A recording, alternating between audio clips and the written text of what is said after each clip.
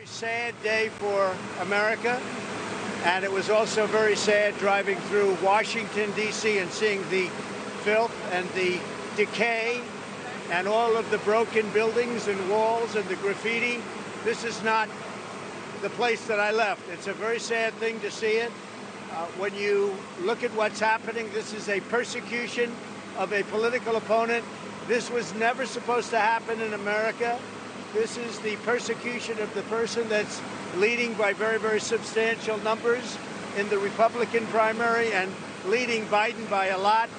So if you can't beat him, you persecute him or you prosecute him. We can't let this happen in America. Thank you very much. Do you want these trials to happen before the 2024 election?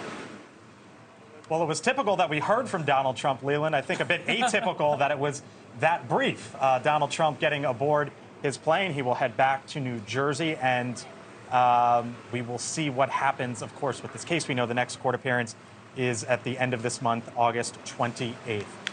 Let's bring in our NewsNation correspondent, Robert Sherman, as Donald Trump ducks aboard his plane and is headed back north. Robert has been outside the courthouse from the very beginning today. Robert, over to you. Hey there, Blake. Yeah, this was a very procedural day that we saw here at this federal courthouse. And you look at the scene that's out here behind us right now. It's been rather quiet, actually. Once again, similar story as to the last couple of indictments. More members of the press and more members of law enforcement than actual demonstrators. I would say that the demonstrators that were here definitely leaned a bit more towards the anti-Trump crowd than we've seen in the previous few go-arounds. But everything was very under control outside this courthouse today.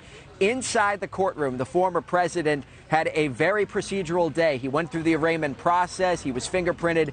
No mugshot, no handcuffs or anything of that nature. Then he entered the courtroom. Two attorneys that were accompanying him were John Lauro, who was brought in specifically for this case, and Todd Blanche, who's been with him through every step of these legal processes that we've seen so far. Former president actually had to wait and sit in that courtroom for about 20 minutes before the judge entered. And then it was pretty straightforward from there, talking about conditions of release which the former president agreed to. One thing that was a bit contentious inside court today is the setting of dates. All the players will have to be back in court on August 28th.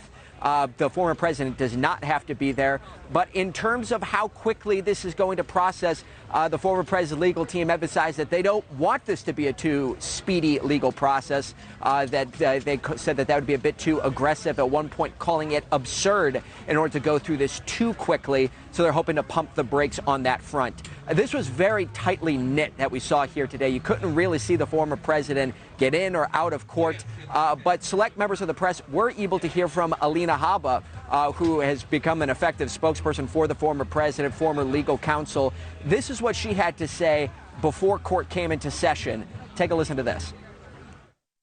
This is not a coincidence.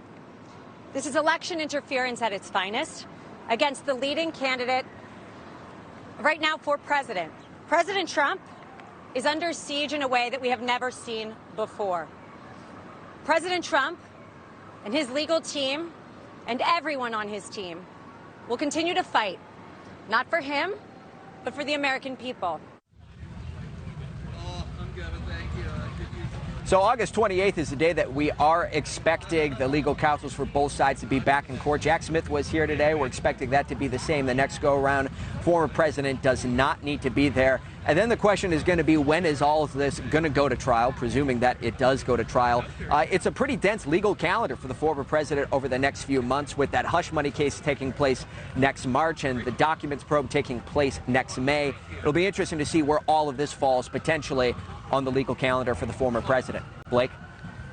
Thanks for watching. Go to newsnationnow.com to find NewsNation on your television provider. And don't forget to subscribe. Click the red button to get more of NewsNation's fact-driven, unbiased coverage.